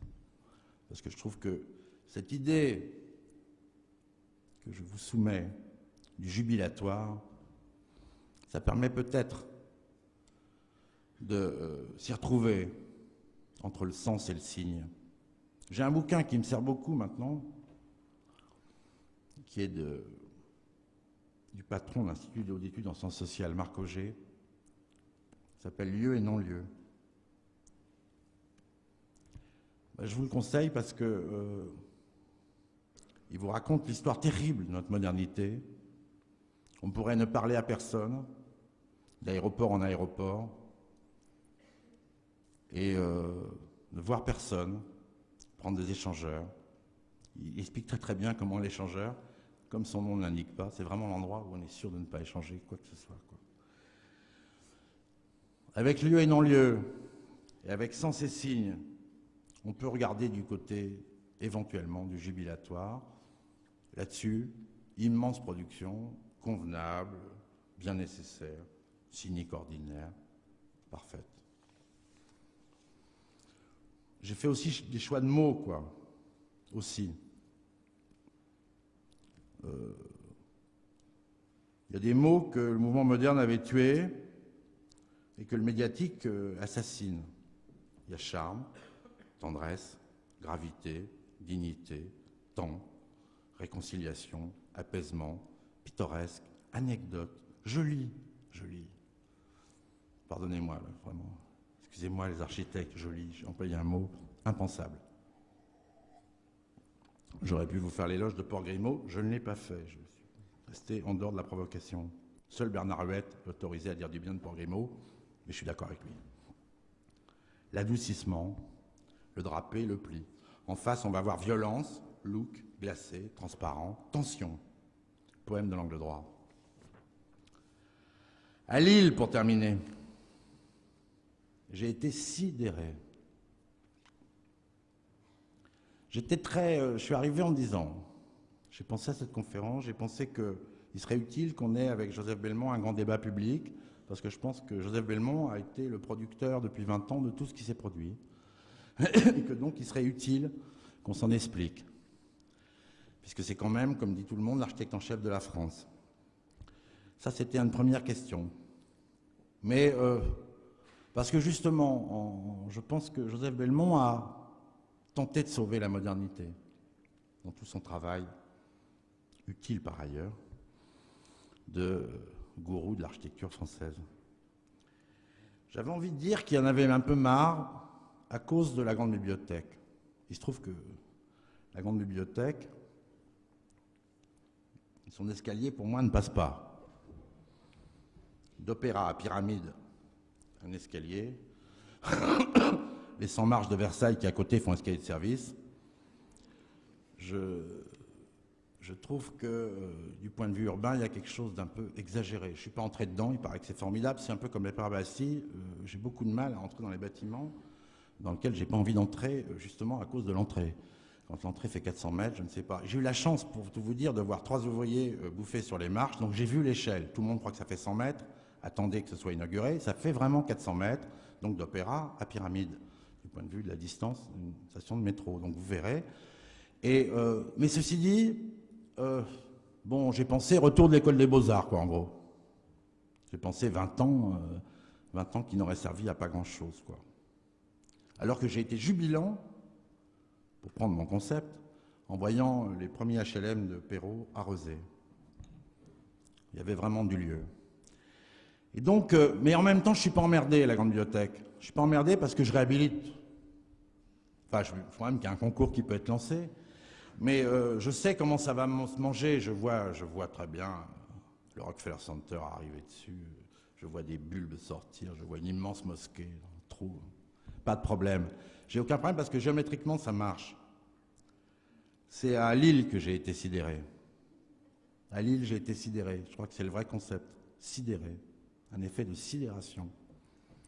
D'habitude, dans n'importe quel endroit, j'arrive à architecturer. Je me démerde. Je scénarise. Je me raconte une histoire. Je colle. Je raconte des histoires. Je m'en raconte et des fois, il m'arrive de les construire. Et puis je m'autocolle sur moi-même pour en raconter plein, bien entendu. puisqu'on est dans ce cadre étroit, comme on dit. Mais à Lille, Euralille, là, j'ai trouvé que le pavé comme riposte. J'avais envie du pavé, quoi. J'avais envie du paveton. Parce qu'il y a... Enfin, j'étais devant le poste de télé.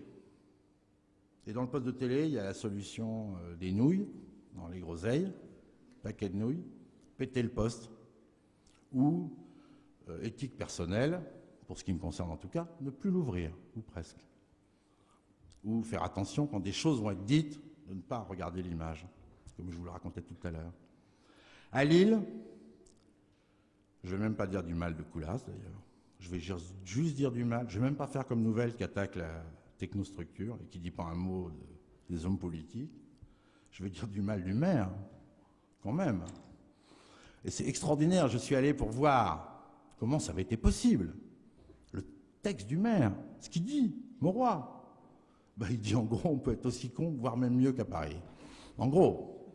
C'est-à-dire que cette folie du logo construit, de l'image, du look, elle est entièrement construite. Cette Europe de timbré sur fond de guerre civile, cette Europe de timbré avec que des cadres qui vont aller de lieu de cadre à lieu de cadre, avec des TGV, la vitesse et je sais pas quoi, et Piranèse convoqués pour la vitesse, ben, il a dit, nous aussi à Lille, on n'est pas que des mineurs, les mecs, on n'est pas que des merdeux de mineurs, formidable.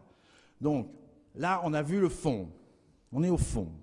À Lille, on est au fond de l'histoire, de la corrélation du médiatique et du moderne. Je savais qu'il y a des jours, les jours de déprime notamment, où je dis « je hais mon époque ». Là, j'ai vérifié.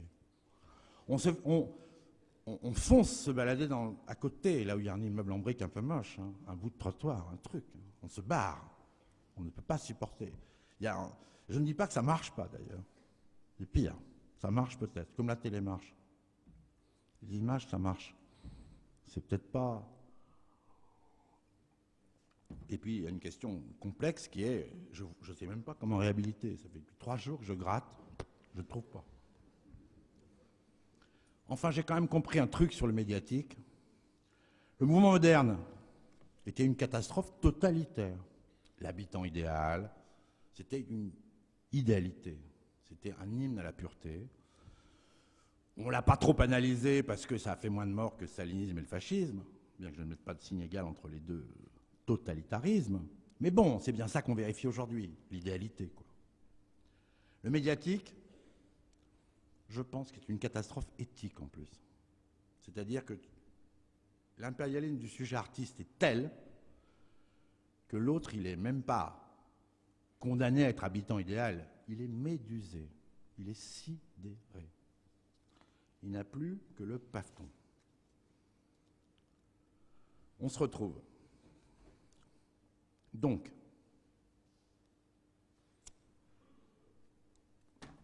avec une société en panne de projet, une société dans laquelle il y a 3 France. Hervé Lebras l'a très bien raconté, les 3 France. Une jette, machin, dont je fais partie d'ailleurs, je m'en exclus pas, déterritorialisée, d'Euralille en Roissy-Pôle, ou je sais pas quoi, en Japon, en truc, en machin, le monde, bon. Une France pépère aux abris, tous aux abris, le péniste normal, le péniste généralisé, quoi, plutôt les blancs que les bruns, plutôt bon, hein, entre nous, quoi. Et du déchet, une nouveauté théorique du déchet. Le tout à un territoire, à des lieux, à des espaces. Que pouvons-nous faire?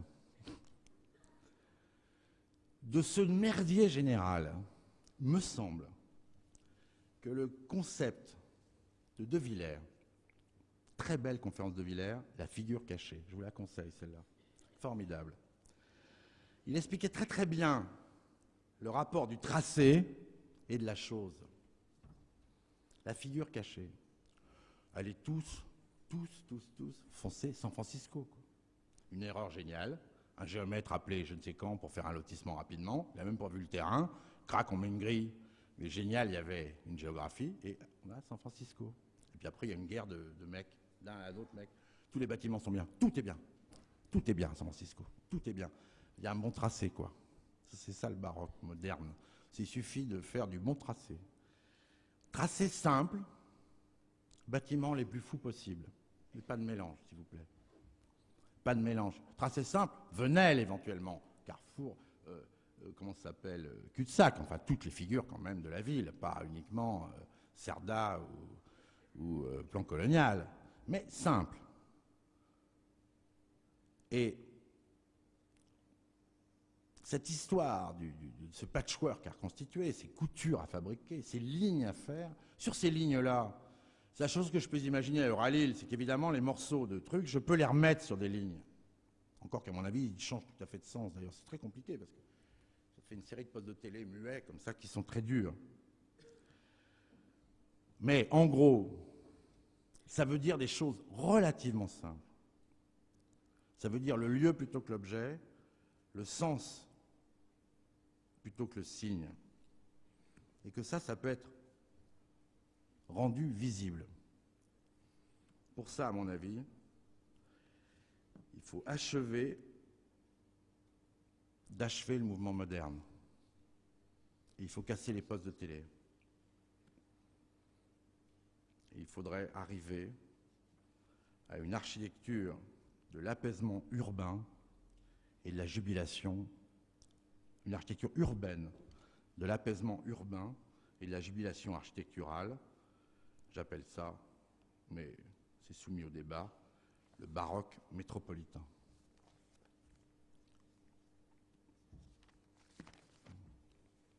C'est fini ?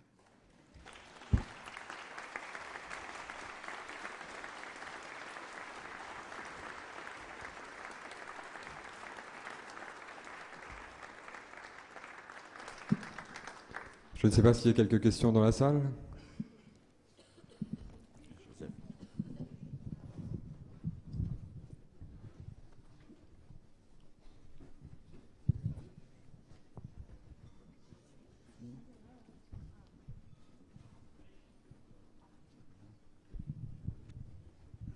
Oui, puisque j'ai été pris à partie, ce n'est pas une question, c'est des objections.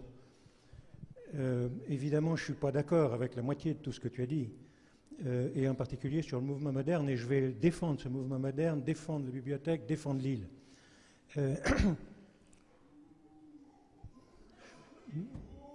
Belmont, c'est Belmont, le gourou dont il a parlé. Ce que j'aimerais dire à propos de ça rapidement, c'est que on ne peut pas s'opposer au mouvement moderne en retournant vers des architectures passées et des villes passées.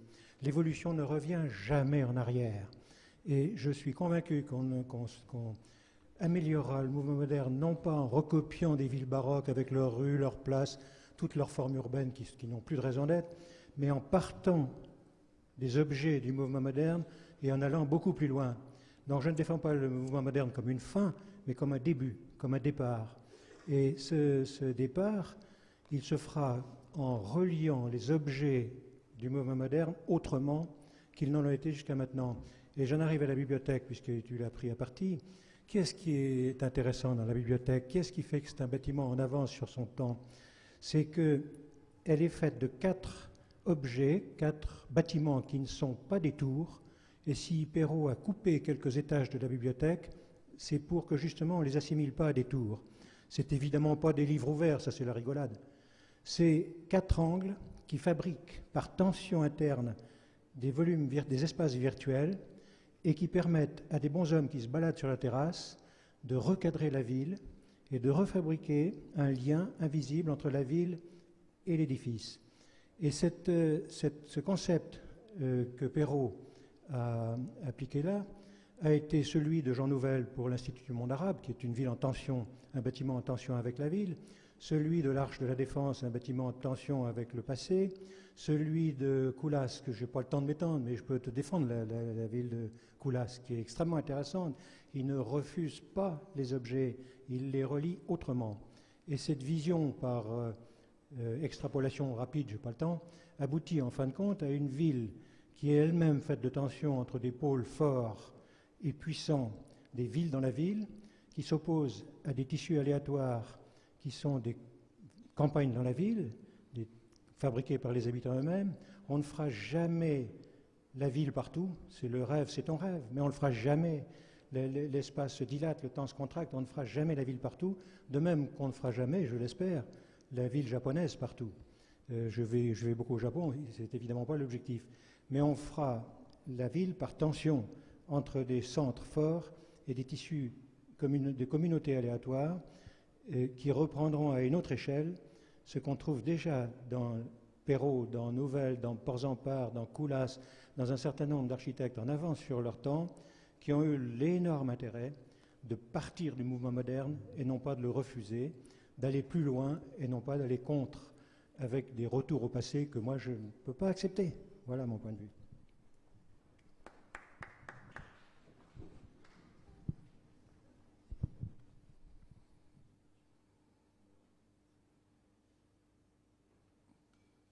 Je veux bien répondre, mais enfin... bon, on va stocker les réponses. Oui. Mais je répondrai après. De Villers. Mon cher Roland, en t'écoutant, je rêvais d'une conférence d'un ancien président de la République, célèbre 68 art, au Guignol de l'Info, qui aurait dit il y a 20 ans, j'ai inventé le retour à la ville. J'ai décidé qu'on faisait plus de grands ensembles. Tu vois ? Et ça tombait bien parce qu'avec la crise économique, il n'y avait plus besoin d'en faire, les villes avaient arrêté de grandir. Et puis, seulement depuis, tu vois, on n'arrête pas de répéter à la télé, c'est la faute à Corbu, qu'on n'a pas fait, lui, des grands ensembles. Et on n'arrête pas de continuer à dire, ah, les grands ensembles. Comme si tout avait changé. Comme si, à part les lieux frappés par le médiatique, mais qui sont relativement restreints, parce que Euralil, c'est un gros tas de signes, mais ça n'occupe pas beaucoup de lieux, comme tu le disais très justement. Mais le reste, l'étendue, le territoire, ce qu'on appelle encore la ville, la banlieue, tout a changé. Évidemment, depuis qu'on ne fait plus de grands ensembles, on s'est remis, comme chacun sait, à faire de la ville. Alors comme un léger doute nous prend devant cette question, on commence à se dire qu'après tout, c'était peut-être pas la faute au mouvement moderne. Et peut-être que d'abord les architectes n'ont rien inventé avec le retour de la ville. Peut-être qu'ils ont pensé ce qu'il fallait penser au moment où la société leur suggérait de penser ça, comme chacun sait. Et depuis, ils continuent à jouer les faire-valoir d'une nouvelle virginité urbaine. On a rompu avec ces erreurs du passé. D'ailleurs, regardez, on les dynamite, sacrifice par le feu, purification, on recommence à zéro, on réinvente. Bon. Alors, la question qu'on peut se poser à l'heure des bilans, 20 ans après, enfin, en tout cas, celle que je me pose, c'est si, au fond, l'objet même de la pensée de ce qu'on appelle assez mal, d'ailleurs, le mouvement moderne, parce que ça n'a jamais été un mouvement. Au fond, l'objet même du travail de la recherche, de la pensée architecturale, cette espèce d'élaboration collective qui s'est faite dans, disons, la première moitié du siècle, mais qui a commencé un siècle avant, est-ce que ça ne serait pas, au fond, de penser cette question toujours extrêmement difficile, malgré la démolition des grands ensembles, qui est comment est-ce qu'on rend l'espace habitable ? Il me semble que c'est ce que, par exemple, Corbu a essayé de faire toute sa vie, en gros. Mais ce n'était pas l'espace de la ville médiévale, c'était l'espace tel que nous l'a légué la révolution industrielle, 2 ou 3 petites transformations structurelles qui font qu'on n'habite plus dans son lopin comme autrefois.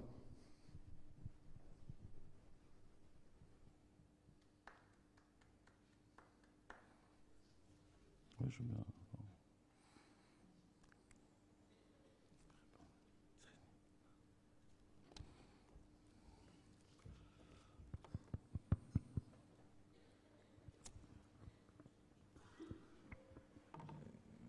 Roland, c'est Siriani.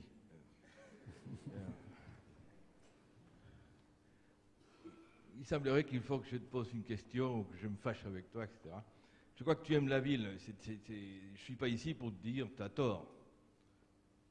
Je pense simplement que c'est vrai, la ville a été mise en parenthèse depuis 14 ans, dans ce qui est du travail de tout le monde. Mais pendant cette parenthèse, je pense que les architectes se sont formés.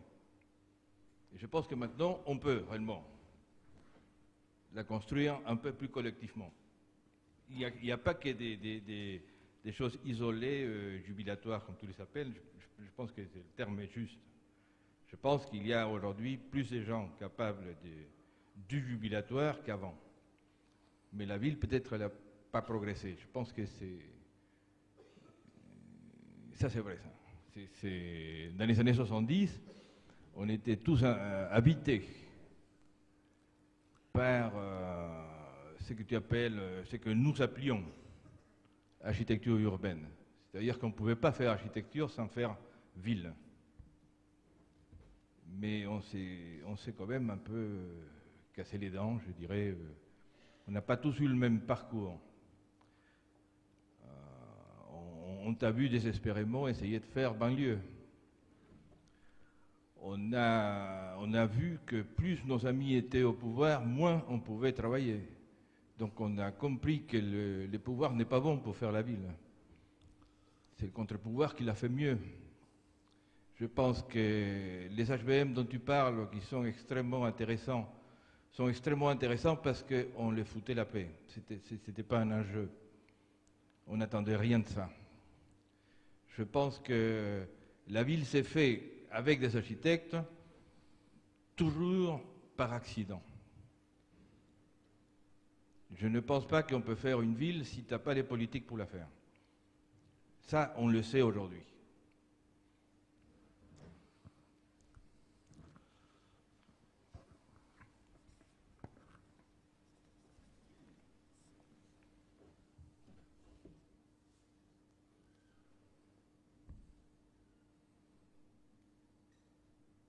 Il n'y a plus. S'il n'y a plus, je réponds.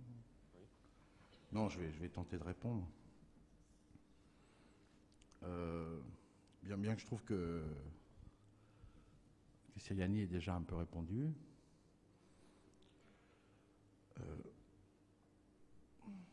Enfin, moi, je nous trouve, après ces 14 ans de parenthèse qui ont produit cet immense professionnalisme, et ces petites choses jubilatoires, qui sont plus nombreuses que celles que j'ai dites, je nous trouve en position, comme dans la pièce de Pirandello, ces personnages en quête d'auteur. Il y a plus de personnages en quête d'auteur. Et je nous trouve donc une capacité politique dans cette demande d'auteur. Moi, je suis convaincu, c'était un peu le sens de ce que j'avais envie de raconter ce soir, c'est que il n'y a évidemment pas d'architecture sans politique. C'est relativement juste de dire que ces 14 ans furent une parenthèse. Moi, j'ai fait dans mon bouquin un chapitre sur les grands projets, je suis tout à fait pour d'ailleurs, mais ces grands projets ont été l'arbre qui cachait la forêt de la question urbaine. Ils ont été utilisés comme tels, ils n'ont même pas été mis au bon endroit. Je m'étais battu, moi, pour que la grande bibliothèque soit à Saint-Denis, l'Opéra Bastille au confluent de la Seine et de la Marne. Et que donc, y compris les grandes décisions de la République s'effectuent dans le Grand Paris et pas dans le Paris intramuros. Donc, je suis d'accord avec toi. Je pense simplement que le politique va pousser, enfin pas le politique, mais disons le sociétal, le philosophico-sociétal. La ville comme question de vraies fractures est une question qui va s'aggraver, quoi. Malgré les efforts, malgré le fait qu'on est un pays tradition social-démocrate, malgré toutes les protestes qu'on met, malgré qu'il y a une vraie question de refondation républicaine. Et dans ce cadre-là, je ne vois pas pourquoi ne se fabriqueraient pas des égaux se répondant les uns aux autres sur cette question-là. C'est des choses précises que j'ai dites. Hein. Après tout, on peut tout à fait décider de faire un peu autrement les lycées. C'est une décision que les artistes peuvent prendre presque. Puisqu'en effet, ils ont fait le tour des carénages, des ailes d'avion, ce que tu appelles les roues de bicyclette, enfin tout ça, quoi. Bon. Donc moi, ce que j'ai juste voulu dire aujourd'hui, c'est, je sais pas quoi, j'avais deux parties, quoi. Soit je racontais uniquement mon histoire, c'est pas mal non plus, ça pouvait se défendre. Soit c'était qu'est-ce qui peut se passer avec un système de revue qui est uniquement un système d'image, enfin avec tout ce qu'il y a aujourd'hui, une absence de débat total, avec un silence terrible, le professionnalisme, toutes ces questions qui font que tenter de faire sens, on n'en a pas beaucoup. C'est tout. Alors, ce retour à la ville, il est, à mon avis, beaucoup plus d'actualité politique. C'est ce que j'ai voulu dire. Donc, à mon avis, il peut s'effectuer. Sur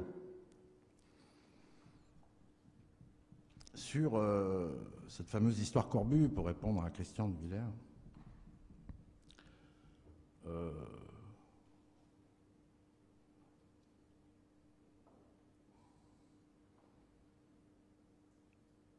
je pense quand même qu'avec Corbu, on est dans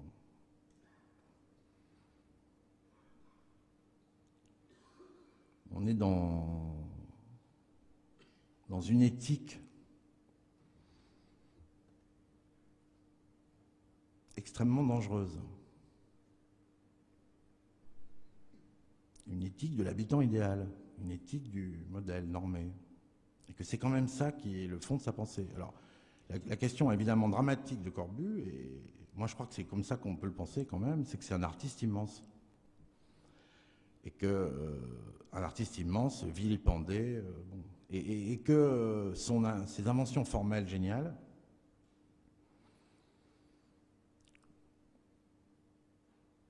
à mon avis, ne font qu'renforcer ce que je disais au début. La vérité et la commande font très mauvais ménage. Je pense qu'il y a eu une bouillie. Il y a eu une bouillie de pensée autour d'une production géniale. Et que cette bouillie de pensée a quand même donné des choses qui ne se sont heureusement pas faites. Le plan Voisin, par exemple, ou le plan d'Alger. Voilà ce que je pense sur cette histoire de Corbu. Le grand ensemble est un effet école des beaux-arts de cette pensée-là. C'est évidemment pas un effet direct. Les solitaires bateaux de Le Corbusier sous forme de cité radieuse sont à chaque fois très belles. Et leur histoire d'ailleurs est marrante puisque dans deux fois elles sont des morceaux de ville, à Rezé et à Marseille. Une parce que la ville l'a rattrapée, l'autre parce que c'est un navire échoué en travers de la Loire et que sa force urbaine est restée jusqu'au bout. Dans deux cas, c'est une catastrophe. Briey en forêt parce que c'était à 8 km de la ville et que ça a été le dépotoir de tous les exclus. Quand j'ai été une fois à la Briey et que j'ai dit qu'elle s'appelait Radieuse, les gens croyaient que c'était le nom de l'architecte Radieuse parce que le mot leur paraissait absurde. Et puis Firminy, c'est l'histoire de la déshérence de la vallée de la Loire. Bon. Mais le plan de La Rochelle est mauvais quand même. C'est-à-dire la série des cités radieuses. Enfin, c'est ça quand même la question de Corbu. À mon avis, il faut en discuter beaucoup plus longuement. Moi, je crois que ce que tu as dit, toi, sur le tracé et la chose est bien plus juste. C'est-à-dire que la capacité de la trame coloniale de New York à fabriquer la plus belle ville baroque du monde est géniale, et du ciel au bout. Donc, la question simple qu'on peut résoudre assez simplement, c'est qu'entre la chose et le tracé, il y a une différence. Et qu'il faut tuer toute pensée du plan masse. Il faut en finir avec le plan masse. Et alors que, par exemple, le rallye est, à mon avis, tout à fait un plan masse. Alors, pour terminer sur ce qu'a dit Joseph Belmont, moi, je pense qu'il faut préparer ça peut-être plus sérieusement. Je suis absolument pas d'accord pour assimiler les 4 architectes que tu as mis ensemble. Je ne vois pas de quelle autorité ils sont assimilables. Je crois que tu as cité Perrault, Nouvel, Porzampar et Coulas. Bon. Porzampar est un architecte rimbaudien qui espace les choses entre ces bâtiments, enfin qui fabrique une poésie formidable dans la proximité, si je puis dire, dans le rapport, et qui raconte une histoire de fou dans un petit coin de bâtiment. Nouvel est un merveilleux architecte, mais qui fait des conneries entre le sens et le signe. Moi, je suis précis. Hein. Il se trouve qu'à Besançon, j'ai construit aussi des petits hôtels industriels. Et puis à Besançon, il a construit un machin assez beau d'ailleurs. C'est intéressant parce que ça, c'est pas débat de revue, c'est pas photo. Il faut aller voir, quoi. Faut humer. Alors dans un cas, c'est très congruent avec les pavillons en face, des petits hôtels industriels. Il y a de la treille, il y a de la variété, de la différence, du collage. Ça existe à côté d'eux, c'est dans un rapport, c'est ce que j'ai fait, hein, excusez-moi. Dans l'autre cas, c'est mieux à Montparnasse. C'est simple, c'est mieux à Montparnasse. C'est-à-dire qu'y compris au niveau du mode de vie, de la fabrication de lieux dans cet endroit-là, ça fait plutôt contresens. Parce que y a assez de réserves d'Indiens comme ça dans ce territoire-là. Vaut mieux tenter de recoller les morceaux plutôt que de fabriquer une autarcie très forte. Bon, puis le maître d'ouvrage, il raconte déjà, il achète plein de bacs à fleurs, enfin bref. Puis les gens auront le droit d'enlever les trucs sur les vitres, les trucs de couleur sur les vitres. Il y a des problèmes de déontologie quand même qui sont posés par un tel projet. À quel moment ça s'arrête, l'architecte? À mon avis, au rideau. Moi, les rideaux qui sont mis à l'Orient, à cet endroit, ça m'énerve prodigieusement, mais il y a quand même des questions que les architectes doivent se poser. Ça s'arrête tout, l'espace public et l'espace privé. Quand la question de la lumière et de la transparence devient la question de la chose, et quand on est... je ne trouve pas une bonne idée d'être derrière du verre sérigraphié, pour des raisons de façade. Je ne trouve pas une bonne idée d'être derrière du verre avec des films plastiques, des filtres de couleur. Je ne trouve pas que c'est une bonne idée au niveau de l'usage. Et je ne trouve pas que c'est une bonne idée de reprendre la forme Tinsing, la forme carcérale, avec atelier, machin, tout ce qu'on veut, autour de la cour noire, à Besançon. Je ne trouve pas que c'est une bonne idée à cet endroit-là. Et le problème c'est un contresens à cet endroit-là. La chose est belle. La chose est incontestablement belle. Le problème, c'est là où elle est. Il y a une réhabilitation des frères Goldstein, absolument. Moi, j'adore les frères Goldstein, je ne sais pas s'ils sont là. Ils ont fait une réhabilitation à la Courneuve d'un chic fou. Il reste les panneaux lourds, et puis il y a des bouts de...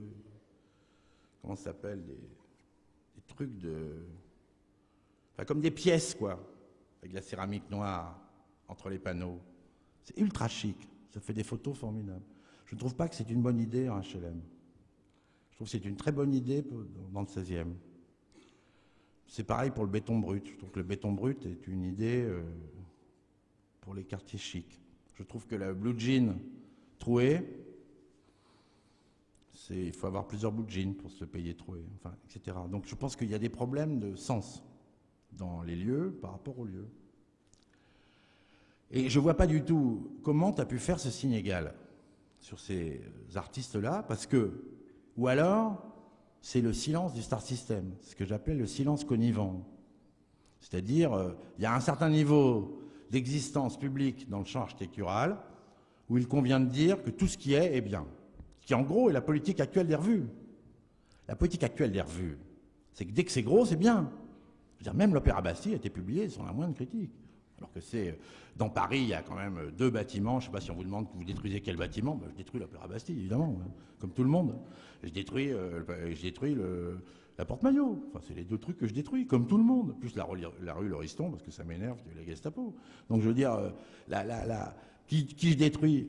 On s'habitue à tout en archi. On ne s'habitue pas à l'Opéra Bastille. C'est une évidence absolue, quoi. Il suffit de passer tous les jours. On n'a pas envie d'entrer. C'est un bâtiment maudit. Jamais ça ne marchera. Tous les mecs seront virés. Enfin, c'est sûr. De toute façon, tout est nul. C'est fonctionnel. Merveilleux, mais manque de bol. On ne peut même pas imaginer que ça baisse dans les loges, vu qu'on voit trop bien des loges. Dans les loges, c'est prévu pour imaginer que la princesse se fait sauter. Ben non. Pas là, parce qu'on voit bien. Et puis on a mis, bon, je veux dire, tout est comme ça, l'Opéra Bastille. Donc là, eh ben, l'Opéra Bastille est publié, bon, avec parfois un bout de critique, je sais pas quoi, mais c'est gros, ça existe. Non, mais on en est arrivé là, quand même. Donc, je dis pas ça du tout, la grande bibliothèque qui est distinguée. Il n'y a aucun doute. Elle est distinguée. François Chalin me tuerait, je pense qu'il la trouve formidable. Très bien. Il trouve que, je sais pas quoi, ce grand escalier fait comme un quai de chemin de fer. Parfait. Elle est distinguée, il n'y a pas de faute de goût, comme on dit. Il y a une faute d'existence. Il n'y a pas. Bon, il n'y a pas, et il y a un grand escalier absurde. Tu as parlé des tours, je m'en fous des tours complètement, moi. Je me fous des tours. Je parle d'un escalier que je dis Beaux-Arts. Il n'y a qu'aux Beaux-Arts, on ne sait pas quoi faire. Aux Beaux-Arts, j'avais appris ça à l'école, on faisait un escalier, un amphithéâtre en général dans les jardins. Et Épidore, les mecs appelaient ça Épidore, ou Place de Sienne. Il y en a eu des millions de panais remplis d'Épidore et de Place de Sienne. Bon, c'était Beaux-Arts, on ne sait pas quoi faire, donc ça marche toujours un escalier, puisqu'on marche dessus en plus, je ne sais pas comment dire. Bon, c'est ça que je discutais. Les signes égales que tu as mis, à mon avis, ce que tu as dit, Joseph, est tout à fait juste. Tu ne supportes pas qu'on attaque le monde moderne. Tu penses que le front de scène, c'est formidable. Tu es un des rares à penser ça, d'ailleurs, parce que c'est pas un avis général, c'est pas une bonne posture urbaine, en plus c'est très fourcade, il n'y a même pas l'efflorescence new-yorkaise, c'est comme... Bon. Et voilà. Donc c'est... comment dire, tu as en effet perpétuellement défendu cette façon de fabriquer la ville. Et en effet, tu la retrouves dans Perrault, ça ne m'étonne pas.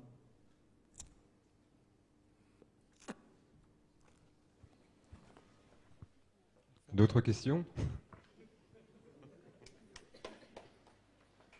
Merci Roland Castro et bonne soirée.